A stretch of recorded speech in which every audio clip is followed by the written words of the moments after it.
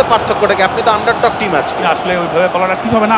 আমরা যেটা বলতে চাচ্ছি আসলে যে না আমরা আসলে ওইভাবে করে নিজেদেরকে এতটা আবার ইয়ে করতে চাই না, অসহায় বোধ করাইতে চাই না। আমরা যেটা হচ্ছে যে আমরা আসলে আমাদের চাপ নেই, আমরা খেলছি চাপমুক্তভাবেই, দেখা যাক কি হয়।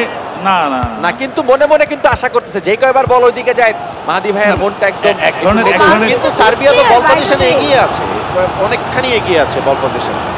কিন্তু এরকম একটি ম্যাচেও যে ব্রাজিল পায়ে বল রাখতে পারবে না, এটা অত্যন্ত হতাশার একটি বিষয়। তার জন্য বেশি হতাশার মিডিয়ার সৃষ্টি হোক আর যাই হোক না।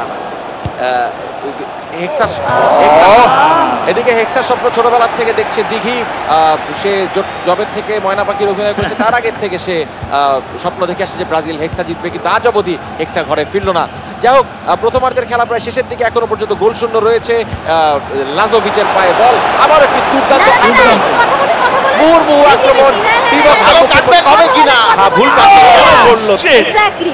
একটু পিছনের দিকে দিয়েছিলেন কিন্তু ধরে রাখতে পারেননি। এই ধরনের একটু ছোট ছোট দলের সমস্যা থাকে মাঝে মাঝে, কোনো ব্যাপার না। অ্যান্টনির পায়ে বল, দুর্দান্ত একটি বল গুছিয়ে এনেছেন। হ্যাঁ, নেইমার জুনিয়রকে খুঁজে পাওয়া গেছে। ভিনিসিয়াসের পায়ে বল, ভিনিসিয়াস লম্বা শটের জন্য বিখ্যাত, লম্বা শটকে তিনি নেবেন নাকি অন্য কোনো প্লেয়ারকে খুঁজছেন? না, এত কুতুর করলে হইতো না ভাইয়া। রিয়াল মাদ্রিদের ভিনিসিয়াসের সাথে ব্রাজিলের ভিনিসিয়াসের পার্থক্য আছে, এইটাই অসাধারণ। প্রথমার্ধের খেলা শেষ, প্রথমার্ধের ফলাফল ব্রাজিল 0 সার্বিয়া 0। এই পর্যায়ে একটা কমার্শিয়াল ব্রেকে যাব আমরা, কোথাও যাবেন না, ব্রেকে এনজয় করুন বিকাশের সকল অফার এবং অর্ডার করুন আপনাদের জন্য খাবার। ব্রেকের পরে ফিরে আসছি কিছুক্ষণের মধ্যে।